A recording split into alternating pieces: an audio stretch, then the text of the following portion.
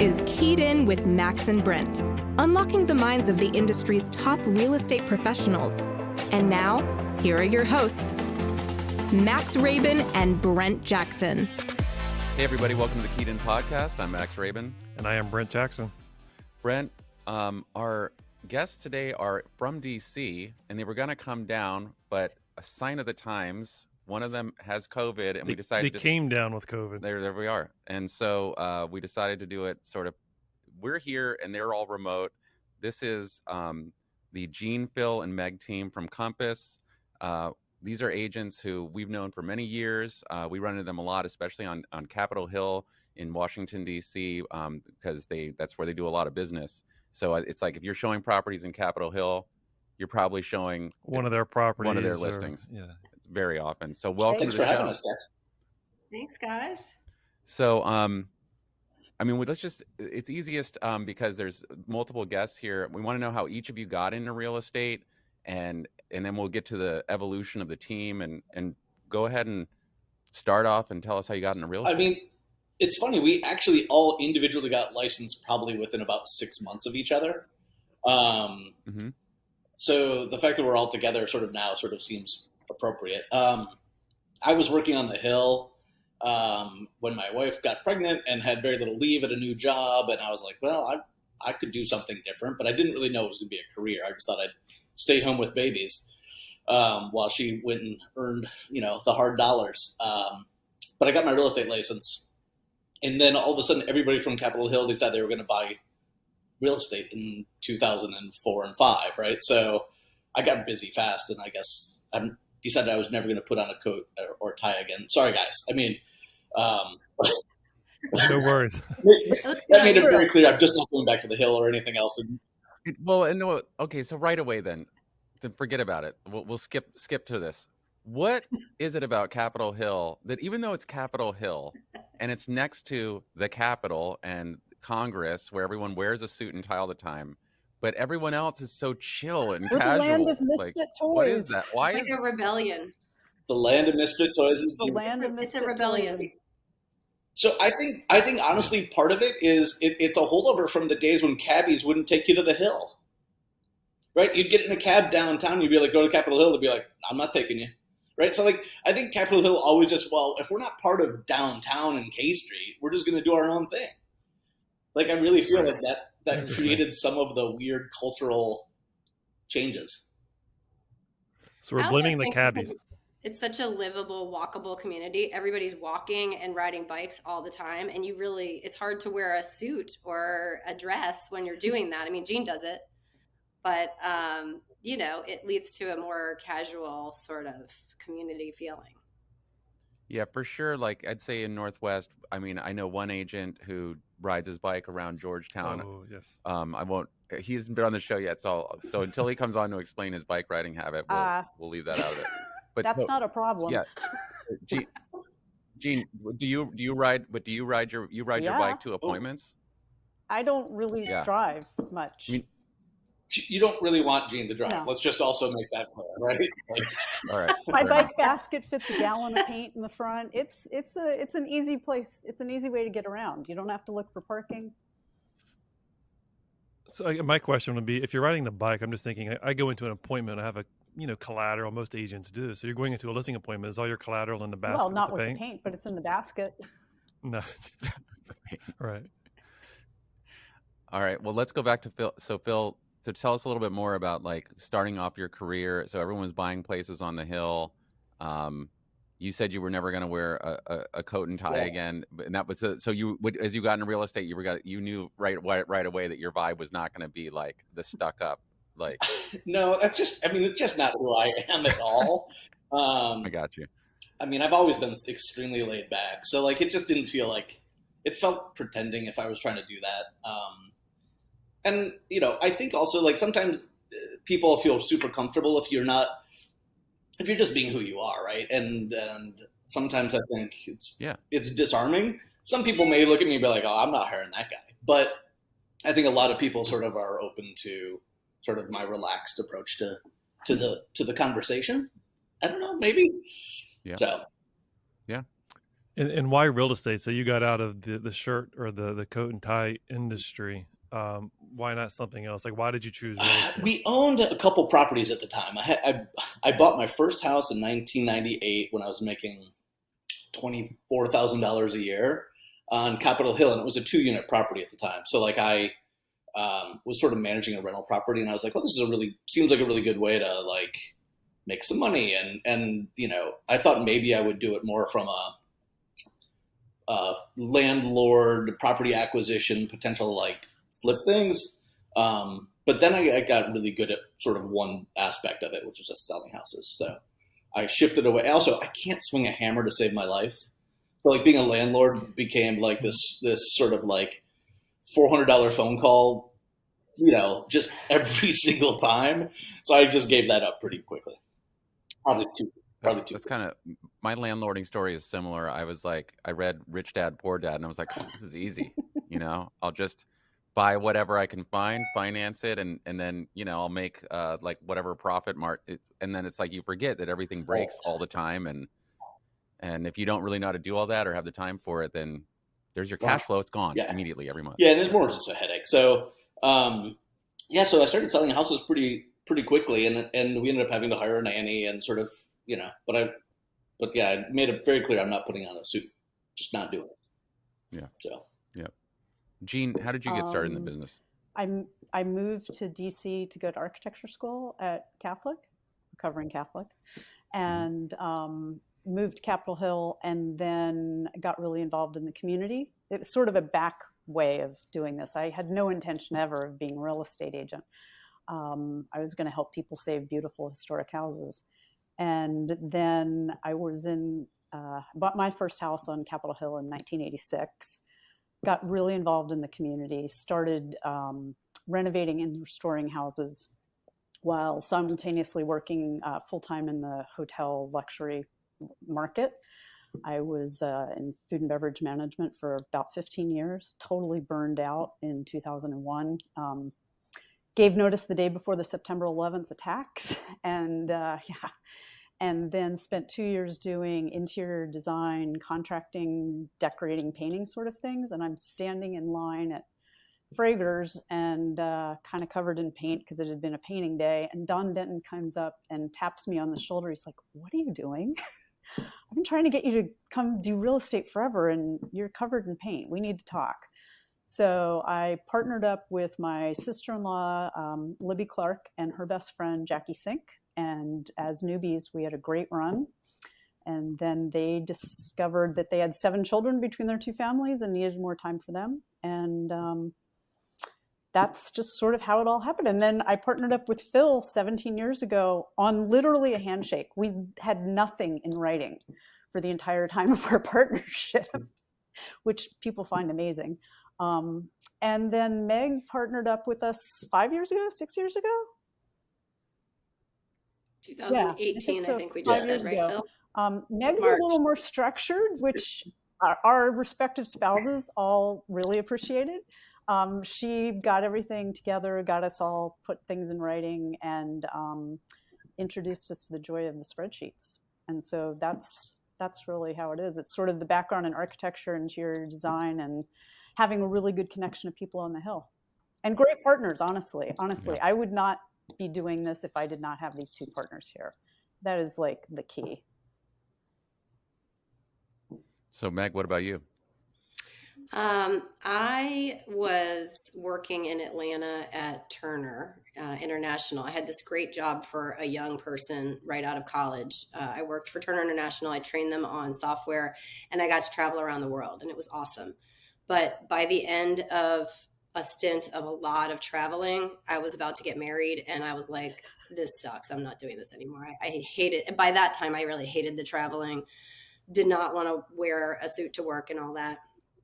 And so my husband and I ended up buying a little diner down the street from where Turner is. And we had always both been in customer service during, college and high school, working in restaurants and stuff. So we bought and ran a diner for about 5 years, and we called it our business school. We didn't go further with our education. We met at Tulane, but we didn't go to business school, but this was our business school. And So that was really fun, sort of taught us about entrepreneurship. And then we ended up moving back to DC. I'm from Rockville. So when I had my first kid, my son, in 2000, we were just traveling so much to this area. It was ridiculous. So we sold our first house down there, sold our business, and came up here. And I was just working part-time, writing ad copy. Like Phil, I was staying home with my son, and my husband was working. He worked for Marvelous Market, if you guys remember Marvelous Market in the day. Yep.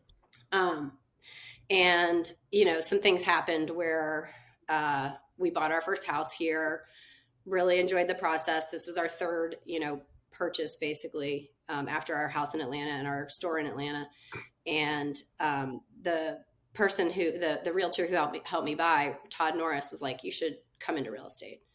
And so I was like, that'd be fun. You know, I can do it on the side. I can take the classes. I'll just learn about it. You know how naive you are. You're like, oh, I'll do this and this will save us some money personally. And then I took the class, and I was in this fantastic class that had all these like superstars in it. And it was just a really fun class. This was in 2004, I guess.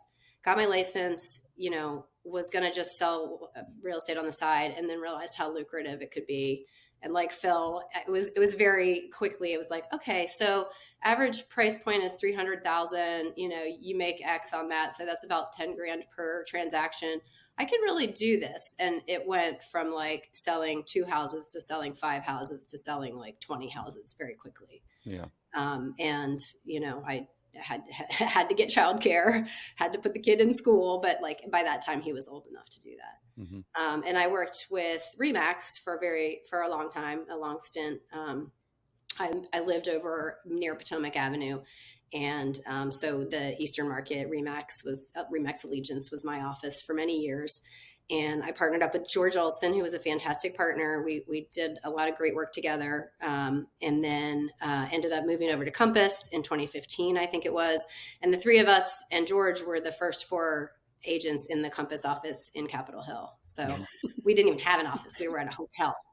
Wow. It was hilarious.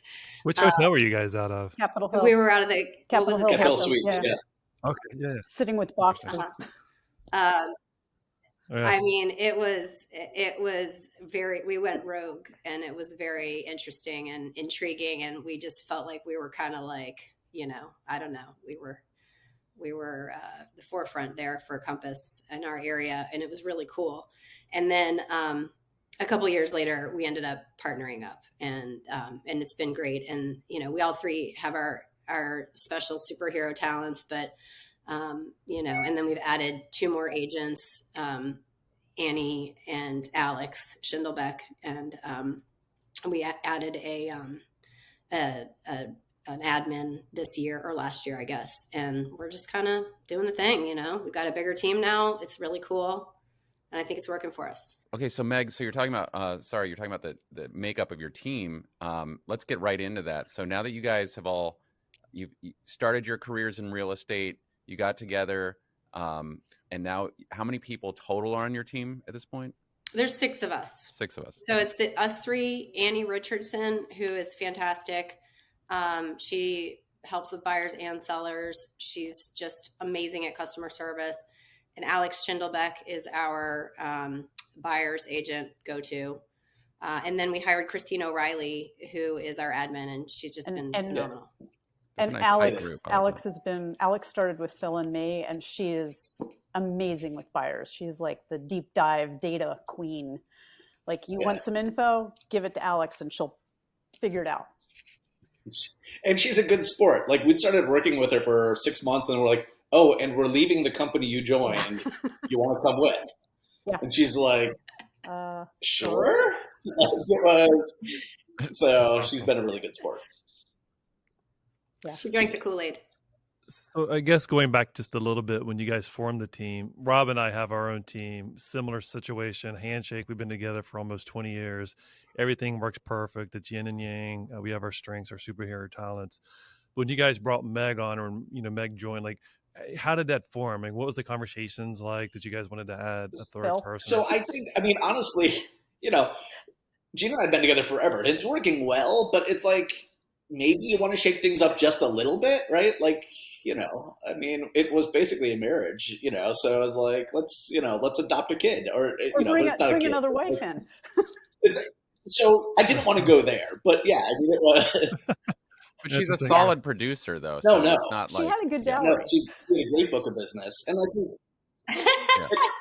Thanks, Jeanne. Well, and that's the other side of the equation, right? Like, because we've had some agents that said, can we join a team? And I'm like, why do you want to join our team or have your name with us or under us when you have such a great book of business? You could do this on your own and have a team underneath yourself. Yeah. And from my perspective, and I think Phil and Jeanne know this, but I actually was looking for something different. And, George and I had separated, and I interviewed with a lot of groups, teams, single agents, thought about partnering up, thought about joining a team, and nothing was quite right. And these guys were my neighbors, literally in our office. We had offices that were, sort of adjacent to each other. And so I initially was like, Jeanne and Phil are on their own. They're great. They're doing their thing. Like, it didn't even occur to me. And then one day I was just like, the light bulb went on, and I was like, why the hell am I not talking to Jeanne and Phil? Like, this would be a perfect match. And we actually, I think, went down to Mr. Henry's, right? And sat in a booth, and I pitched it. And I was like, okay, this might sound crazy, but here's what I'm thinking. And then that was it, right? it was a quick yes. It was a quick yes. Pretty cool. It was a quick yes. Which is hard to get Jeanne to be. I like have to think a quick about yes. things. So if I'm a seller and I'm on the Hill, you're probably one of my first calls because I'm seeing your signs everywhere. I've gotten your mailers. If I call the team, if I call Meg, is Meg and Phil coming to the appointment, or how do you guys decide? Because you are marketing as a team. Are you doing everything together, or like tell us a little about some of that? No. We figured out who's good at what. So Phil, you can. Yeah, and 3 honestly can be a little bit overwhelming, as you're witnessing right now. So like for most listing appointments, 2 people probably is perfect. It also, there's more opportunity for at least one really great connection between one of the people and the seller. So I think having 2 people that are are a little bit different, but not polar opposites, I think is really nice. So it really depends a little bit on who's available, what the demographic is of the person who's selling, how they called us, and then we sort of just say, who should do this appointment, and we play it by ear. Mm-hmm. Ultimately, it doesn't matter if it's a listing appointment. If Jeanne doesn't come, we're talking about Jeanne the whole time that she's not there, because she is sort of like, she's the little engine that can, right? Like once we hand the listing off, once we get it and hand it off, everything just sort of Jeanne runs it, right? She's got her paint can. Yes. She's ready to go. Exactly. Luckily, I have contractors now. Right. So even if Jeanne's not the one on the appointment, she is certainly a focus of our discussion. So it just depends really on who we think will be the best fit. And so when you're working with buyers, you were talking about Alex on your team who works with buyers. Do you guys also work with buyers? Like, are you running around with? You do? Yeah, I do. That's mostly Phil and Alex. I really do. I love the extended time I get with them to sort of deepen those relationships and like establish them. So I enjoy working with buyers. I mean, not to say it doesn't sometimes pull me to my very breaking point, but I usually find a way to sort of compartmentalize my time and their requests. But I really do enjoy it. So you guys mentioned earlier, you guys have your own superhero strength. I mean, can you tell us, our listeners, like which of you, like what is your superhero strength, and just go round robin now? Getting properties prepped, like taking care of, putting my OCD for use for good and not evil. I mean, I'm really, really detail oriented about like making sure X, Y, Z, everything is done. The spreadsheets that Meg introduced to our team have been like life changing. And so basically just making sure that all the prep details are done, everything is scheduled, making sure the colors are picked, the whole thing. It's essentially that. So diving in a little bit with that, you guys are prepping the property, but you're pushing everything back on the seller. You're having the conversation with the seller before you sign the listing, saying we're going to paint, clean. Oh yeah. Yeah. I mean, we items. tell them when we go in for a listing appointment, we will say like, you need to do these 5 things. You know, it needs to be cleaned, staged, painted, windows washed, gardening. You know, that pretty much every listing. And you just hand us your keys and we'll take care of it. And then you just write the checks or give the contractors your credit card. We take care of all of it. Okay, so you're working like a GC. She is our GC. Sort of, although we're not allowed to say we're a GC, but yes, yes, Right. basically. Yeah, you're not a GC. Yeah, that's it's like exactly a project what it is. manager. I I'm mean, a that's what we project do manager. too. And yeah, and we hand those responsibilities off like between myself. I get involved with a lot of that too still, or Lindsay or Amir on my team. And yeah, we're constantly. That's one thing that we always want to bring to our clients is the ability to take that stress off of them, because that's the most like daunting part of putting your house on the market is like, what do I really have to do to get this ready? And it's like when they know that an agent can really handle that, that's a big difference maker right away when you bring that to them immediately in the first meeting. I mean, we joke that this gray hair came about me, worrying about all of our clients. It's, you don't have to worry about anything. You just give me keys and I take care of it. Yeah. So. Yeah. Meg, what about you? I just want to point out that besides being amazing at, handling all of the task list, Jeanne also has an incredible eye for detail and beauty. And so she really makes our listings just look so great every time. That's her special talent for sure. What's my talent? I guess it's operations and just kind of organizing things and keeping the team running. I am a spreadsheet fiend. I love just looking at the numbers and figuring out what's working and what's not and why, and, hashing that all out and keeping track of everything. And I also have become sort of our trainer. I mean, we all train our other agents and our admin and everything, but, I have like chats with them once a week, and I think I'm probably one of the first go-tos if they have a problem or something like that, and then can direct it to the right person from there. I don't know. I'm kind of, and like we've always said, our personality-wise, Jeanne is very type A, very meticulous about everything. Phil is type Z, very, very laid back. And I'm kind of in the middle of the two. And so, if we're having a hard time with a particular, person, client, agent, contractor, or whatever, it's nice to have the three of us that we can kind of say, look, I need you to help with this because you're going to handle this much better than I am. Yeah, for our listeners who aren't watching this on YouTube or Instagram, like Phil is, he's got his backdrop is a piece of graffiti art. So he's just very like, he's of the streets, he's of the people, right? And like, you guys are like, listen, we got to get this done right now, Phil. And Phil's out there just like, yo, I'm good. Yep. All right. Yep. That's about right. I mean, he literally, when we were looking at some of your, the things we might talk about today, and one of the questions was like, how's your day structured? We were laughing because Phil was like, I don't really have a structure for my day. It's just like, I thrive on chaos. And that is organized chaos. I like 100% true. Yeah, but it's organized by the rest of us. But he's a rainmaker. Right. Do you guys keep? But do you keep a master schedule like on Outlook or something that you're all looking at all the time? And no. Oh wow. No, we have a shared calendar that we put appointments on that we all have to know about. But like otherwise, your day is your day, and Gotcha. You're in charge of it. Mm-hmm. They shockingly What still other, trust me to do that. I don't know why, but Because you're a rainmaker, Phil. Phil is Mr. Out and About. So what is your talent, Phil? Honestly, I don't know.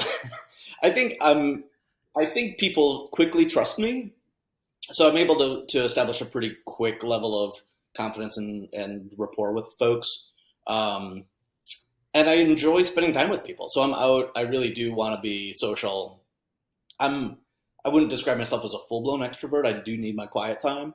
But I really do like to be out and meeting and seeing people. So, I mean, I just, being out and being present, and staying touch with people is what I do. That's what I enjoy. So, I think all of us are connectors, but probably Phil is the best connector. He just, he hears that somebody needs something and he immediately knows exactly who to send them to and, makes that connection all the time. as a team, are you meeting weekly or multiple times a week as a group? Do you meet in person? Tell us about that. Yeah, go ahead. You want me to say this? Okay. We have a team meeting every Tuesday. We have brokers tour every Tuesday at 10. We have our team meeting every Tuesday right after that at the office. Mm-hmm. And we try to all be there. If we have to do a combination of, somebody's on Zoom and the rest of us are in the office, that's fine. And then we have Alex and Annie and I have a chat on Mondays at 10, and we work through some stuff with them, and we try to, pick an interesting business book to read and talk about, and just keep the wheels turning a little bit. And then Christine and I, our admin, we're pretty much in the office every day, and everybody else is dropping in and out. And we try to have another day that we, kind of all meet up. So maybe we'll do Thursdays at noon, in the afternoon, we'll try to show up and people will pop in and out. It's hard to get back into the office after COVID. So that's been a challenge for everyone. Even yeah, I mean, some time has passed since all of that, but my habit is still I spend a lot of time in my car, out and about, doing my thing. And then when I return to actually have to do some work, I mean, it sounds lazy, but in Georgetown, since COVID, they've removed a lot of the street parking on M Street in Wisconsin. So all those people who are coming to the area, contractors, whatever, they're all parking on the side street. So near my office, I can't even really park anymore during the day. So I just go home and I can work at home. And that's been kind of the habit for 3 years now. Get a bicycle. So. Get a bicycle. Get a bicycle. Okay, Jeanne, fair enough. I have a bicycle, fair enough. But it's if it's 100 degrees out and then you guys are so chill. Look, Phil's got a short sleeve shirt on, it's like if I was in the hill and everything was flat, it's 12th Street to D Street, so it's all flat. But in Georgetown, it's I got to go up 31st Street. It's going straight up the hill and we covered in sweat immediately. Sure. E-bike, man, right? Just do it. It'll change your life. I forgot about the e-bike. No, you don't need a scooter too. I am kind of jealous of those. They're amazing. Jeanne, you should get on board with everybody having e-bikes as well. Everybody can have an e-bike. The more bikes, not riding one. I know you're not. Well, now I'm actually really thinking about this now. I could have the most tricked out e-bike. Yeah. That would make you jealous, Brent.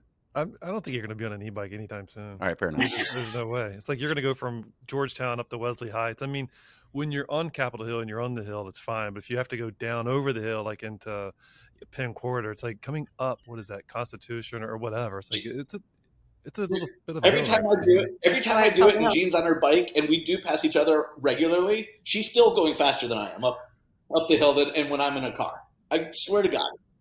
So wow. You just boom, and I'm like, oh, there goes Jeanne. So back to the team makeup with the marketing schemes and whatnot. Do you guys sit down and work on the marketing? Does Compass work on the marketing in-house? You guys have one of your admins just do flyers, client parties, gifting, all that jazz?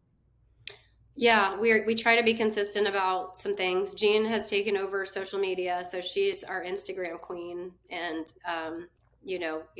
is great at posting things that get a lot of likes.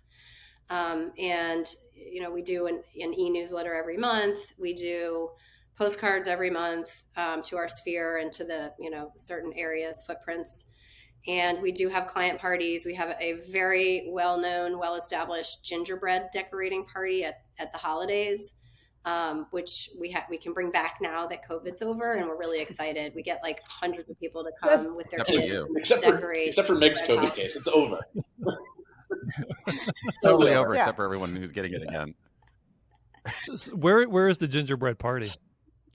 We usually have it at Red Bear Brewery, which is on Florida and second or third. You have to be really careful of Brent.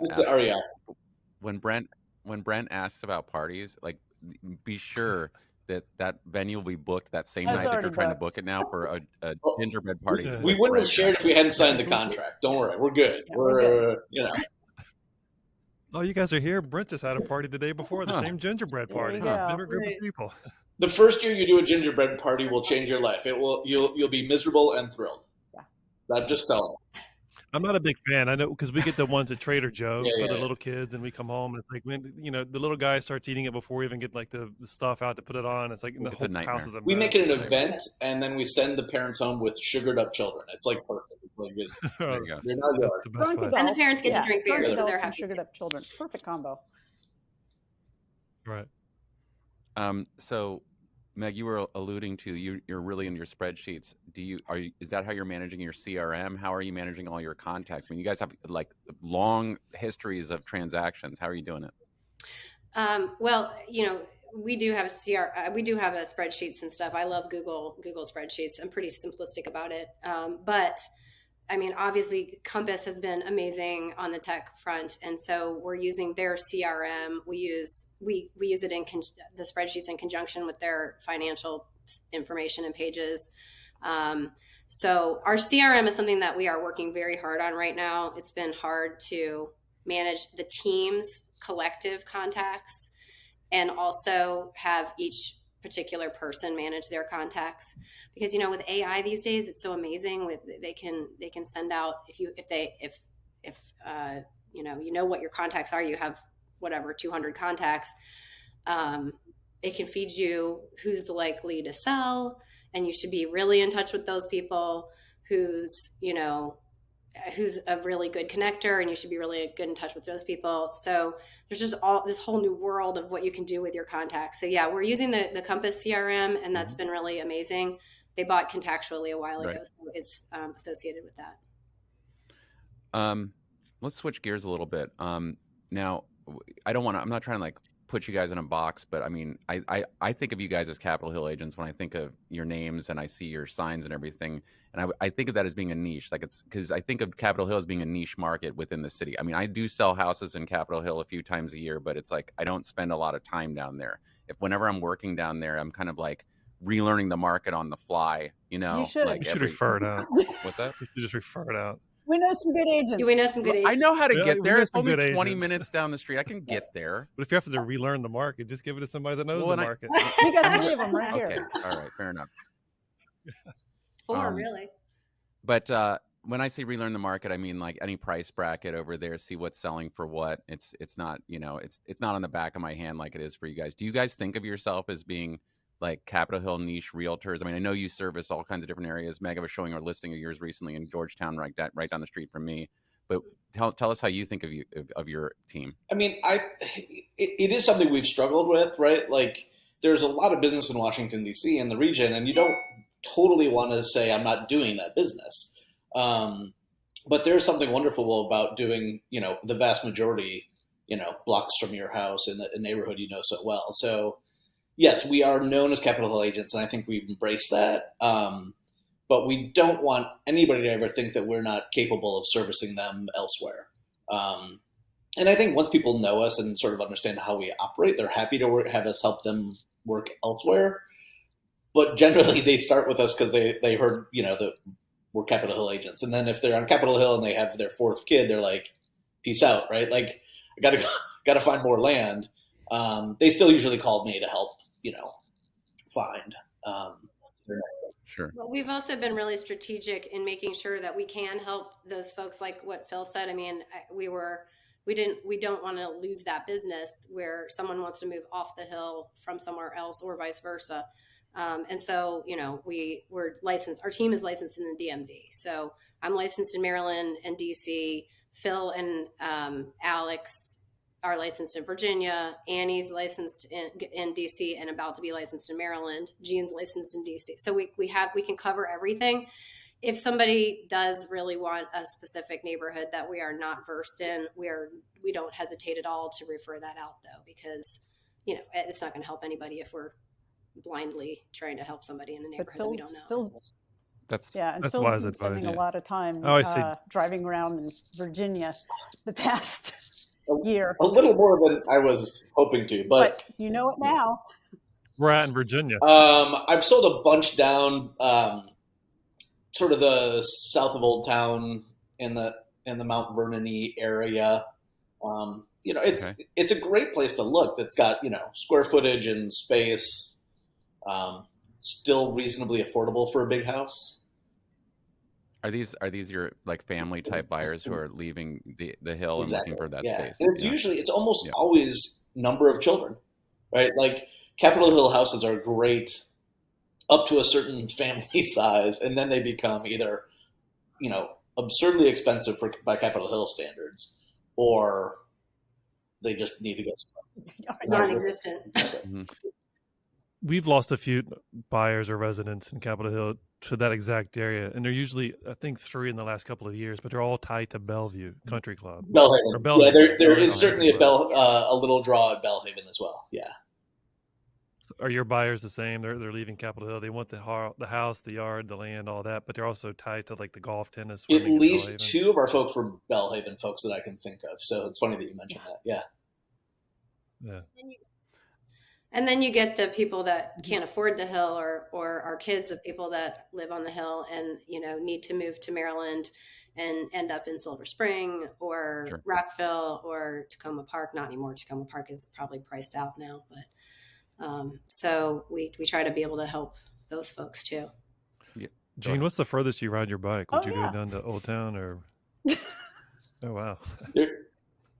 You would have ridden your bike up there to their 100%. studio today, right? Yeah. There is no distance too far for Jeanne to ride a bike. I just ride so you know. my bike about 5,000 miles a year, or my combination Wow, of bikes. that's a lot. I have a fast bike and then my car bike. Yeah. And Jeanne was just Yeah. at the Tour de France, not in the Tour de France. At the Women's Tour de France, my husband and I rode about half of the pros ride, about 2/3 of the route every day. You're like a legit I like cyclist. bikes. It's not I just like like bikes. casual. Yeah. Yeah. She has several bikes. Yeah. They're expensive. Like if you go into Yeah. some of these bike stores and you see them like hanging up and it's like, oh, it's $20,000 for that bike. I'm like, mine's like, Yeah, I'm not a $500. Pinarello person. Mine are not super expensive, but Yeah. they're very good. But going back to what you were saying about like either priced out or non-existent for Capitol Hill, obviously Capitol Hill, we've all been in the business similar amount of time. I've been in the business a little over 20 years, and over these last 20 years, Capitol Hill as a location I always thought was undervalued as compared to the rest of the city, especially considering how charming and wonderful of an area it really is. And now I wouldn't say that anymore. I think it's really caught up very much with the rest of the city. I mean, how do you guys think about like how Capitol Hill has evolved so much over the last 15 years? Well, it surprised us, right? Yeah. I mean, it makes sense, right? I mean, it's the only part of the city residential part of the city that is basically squarely within L'Enfant's original plan. Right, so we do have the grand boulevards. We've got the green space. And we're so convenient to so much. If it's a transportation hub, right? You can hop on 395 and be at the airport in 10 minutes. You can get to Annapolis, right? So there's a lot of reasons why Capitol Hill is expensive and highly desired, and it is weird that it was considered an appendage for so long. But right. But also some very strategic things happened in the last 20 years. Like, Nats Park wasn't there, and all the Southwest waterfront wasn't developed at Southeast and Southwest. And Barracks Row, was not what it is now with all the restaurants and wonderful shops and coffee shops and all of that. H Street was not built like it is now. And so these have been real draws to people. Of all ages and all socioeconomic backgrounds. So people just really love being here. We have 5 metro stops. Everything is very walkable. It's a great place. And I think we'd be remiss in not talking about some of the people who moved to the Hill in the 80s who really dug in to sort of improve the quality of life for the residents here, who've been super tireless advocates for the local businesses. Like we have a little mini chamber of commerce called Champs. Like Don Denton, who was our old broker, was super instrumental in sort of getting that to be robust and be a constant advocate for the business community. And then the countless number of parents who like dug into DC public schools and said, we're going to make this work for our kids. This is important. And we're going to like just invest heavily our time and talents to sort of grow the PTAs and be there to support the principals. So we now have really desirable elementary schools, public elementary schools, and that's just a lot of people's hard work. Mhm. So Yeah. that's part of it. And the sports teams that came along with that, so the kids can play sports on the Hill and Little League, and the Capitol Hill Village, which helps older folks age in their homes and not have to move to something else because they are living in a historic home with stairs. It really helps keep them here on And the I Hill. don't think a lot of people really think back enough to really give thanks to Tony Williams, who really deserves a really, really big amount of thanks for helping get the city on the right track back when it was in a really bad spot. And he worked pretty tirelessly to try and get things going. So He was mayor, was that later 90s? when was he mayor? If I recall. early Late 2000s. 90s, early 2000s. Was he? I think 2000. 98 I should know. I or worked on his campaign, but I mean, yeah. I'll say you should know. Yeah, I think it was 98, but I have to go back and look. it was before Yeah. the two. Well, Well, that was it was when I was in the hotel business, so it was before 2001 was when he was running. So, So around there. that's kind of like the injection of I guess the beginnings of the idea of bringing new capital to the city and new finance to the city and bringing these urban areas up. Yep. That started at that point, and it kind of ramped up continuously. And yes, all the Nats Park and the wharf projects that took decades to conjure up. I mean, all of that came to fruition and within the last 15 years essentially. So really changed the Hill. Yeah. It's a great segue too into, you guys mentioned schools, sporting events, but I mean, you guys are totally involved in Capitol Hill. Like anytime I donate or we put up money for whatever school team or whatnot, you guys are already there and have been doing it for so long. How do you guys decide what schools you're going to get involved with, community events, things like that? And it's such a great book of your business. It's a huge part of our business, and it was very intentional.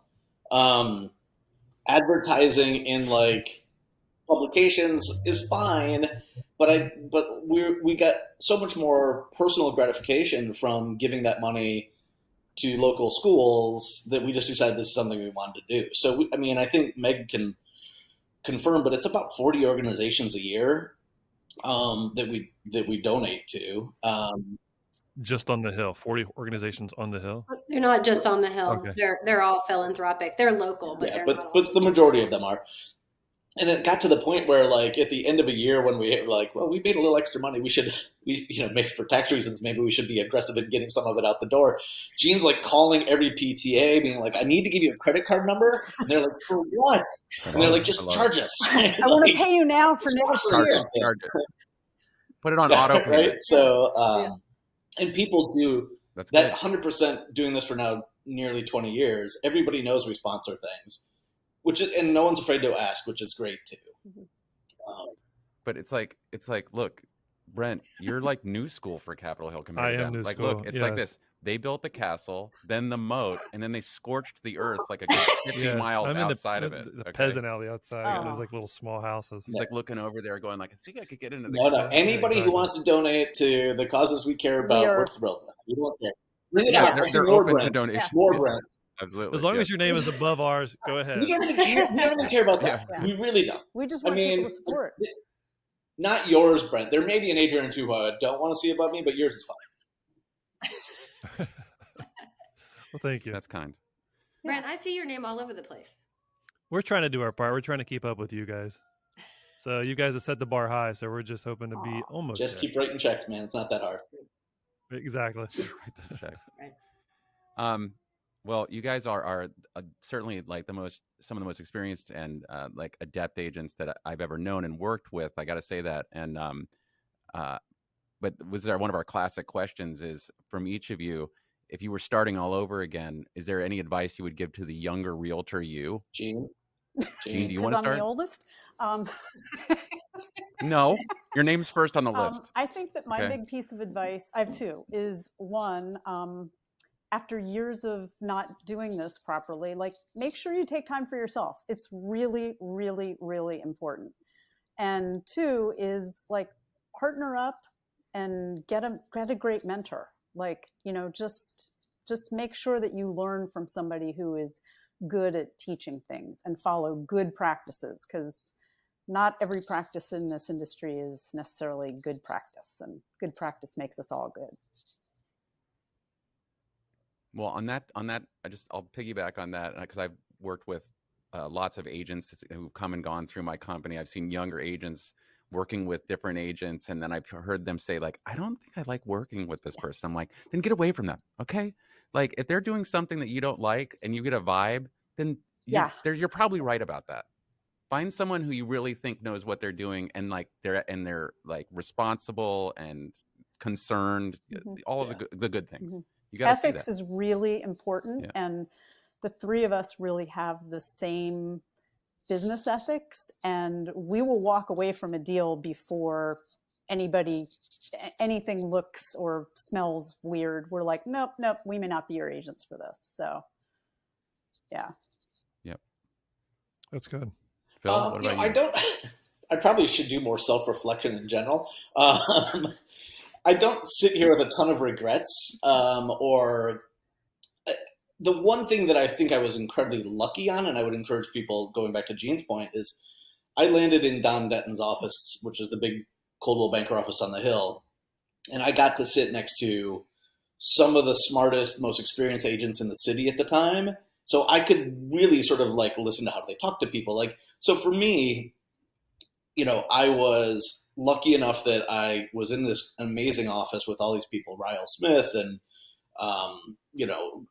Andrew Glasso and Mario Camaro, who was my first agent. Like, I got to listen to them, and I learned a ton.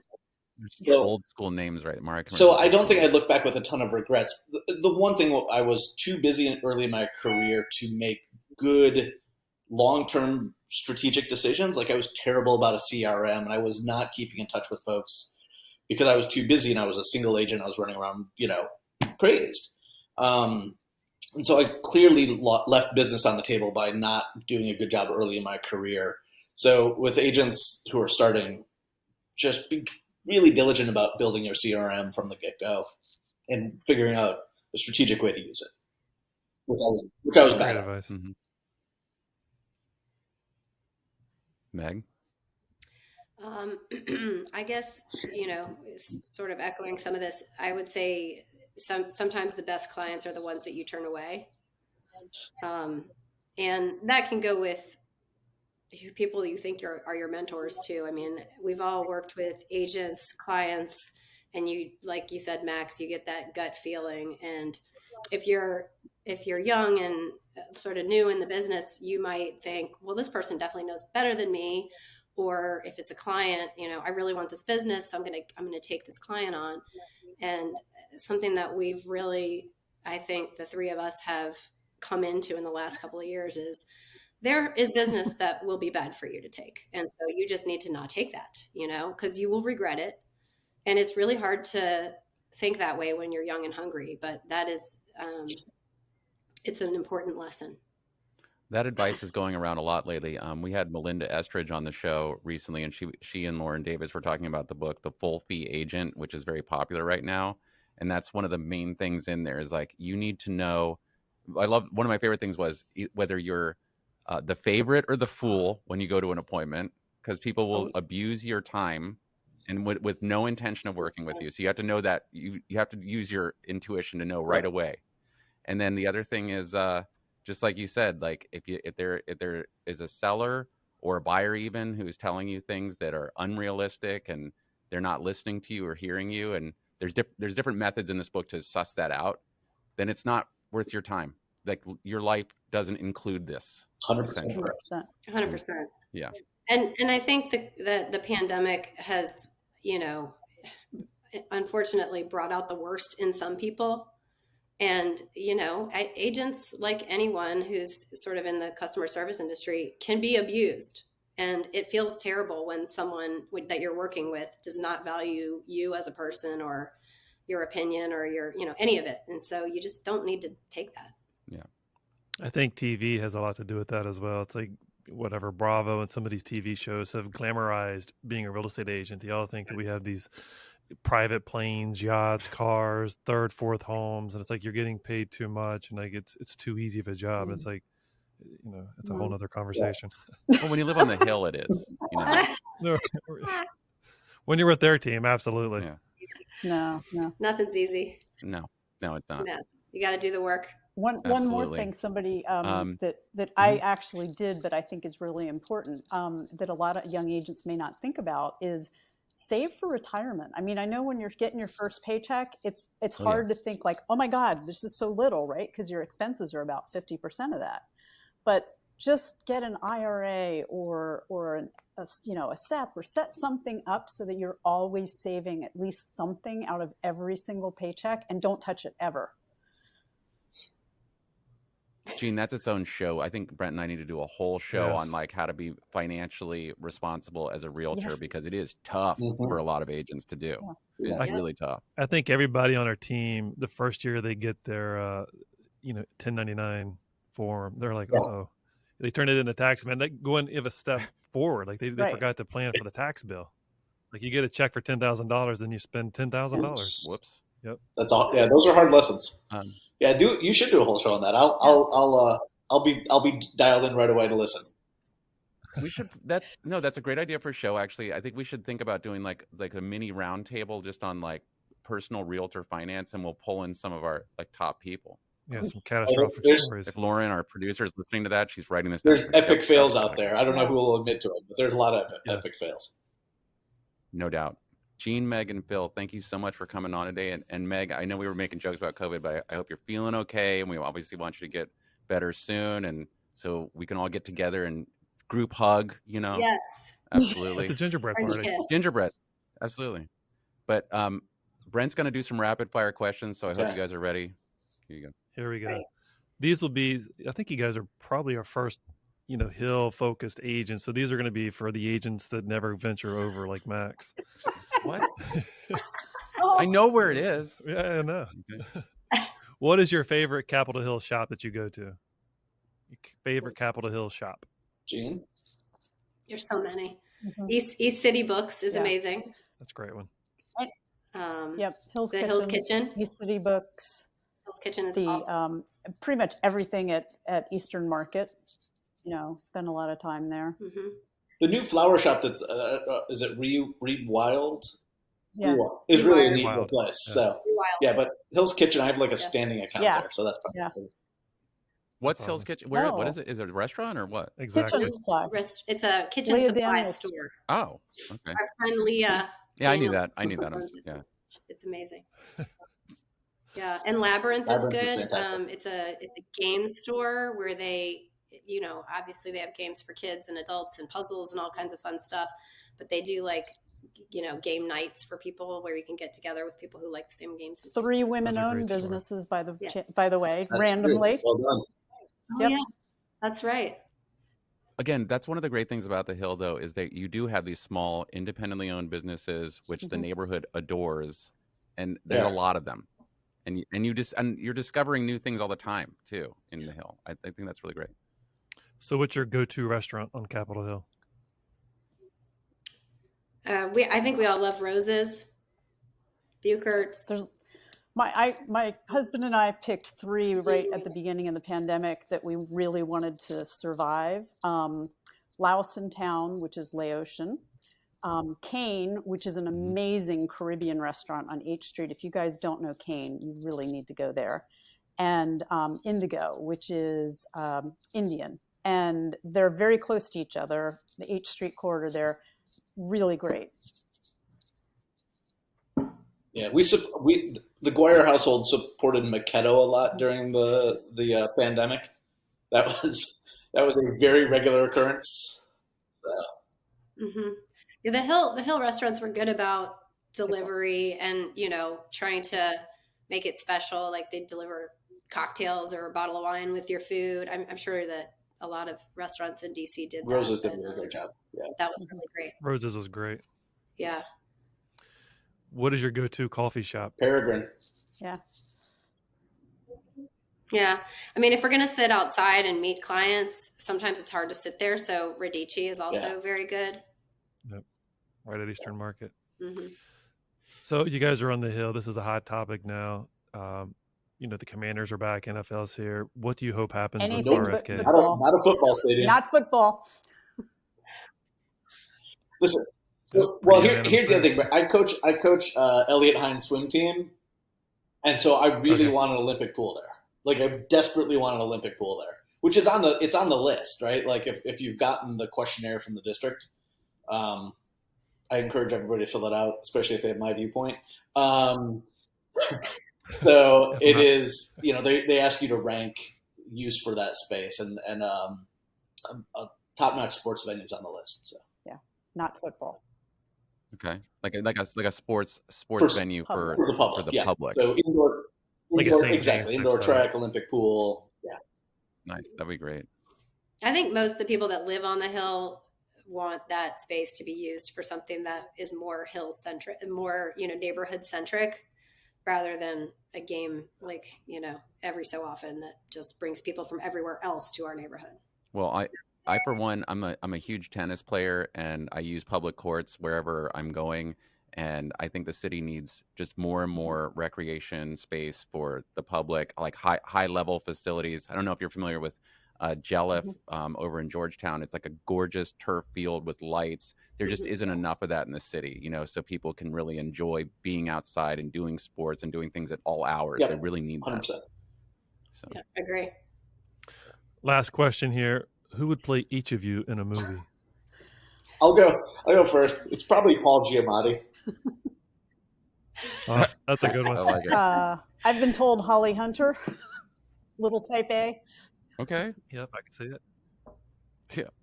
And I said Reese Witherspoon, but you said something else, Phil. Oh, I said I forget who it was. No. Kate. Kate. No. From The Good Place. What's her name? Oh, Kristen Bell. Kristen Bell. Yeah, Kristen Bell. Oh yeah, Kristen Bell. Okay, yeah. Great. What about you All good guys, answers. All good answers. Matt? Jeez. Who's mine? Do I? Ah. I haven't thought of this. A younger Steven Tyler. I totally see that. Oh. Uh-huh. It's like when I was from high school to college, everyone's like, "You look like Steven Tyler." I always got that, But in a and good I was way. like, "Really, But in a good Steven way. Tyler?" Yeah. Oh, yeah. Thank you. Yeah. Like lately, Yeah, I don't it's know. just smile. It is. It's your smile. It's a big smile. Mine, when I had darker hair, was Casey No, Affleck. I can see that. Yeah. Oh yeah, I can see that. Yeah. Mhm. Cool. Well, Thank you guys. yeah. Thanks Thank for you so having much. Thank you coming for on. including us. I really appreciate it. Yeah. This was really fun. Thanks for listening to Keyed In with your hosts, Max and Brent, unlocking the minds of the industry's top real estate professionals. For more information on selling your home, find us online at keyedinpodcast.com. Remember to subscribe to Keyed In on Apple Podcasts or wherever you like to listen to podcasts. Follow us on Instagram at Keyed In Podcast, at Rabin Max, and at Brent E. Jackson. And follow Max on TikTok at MaxwellRabin_properties.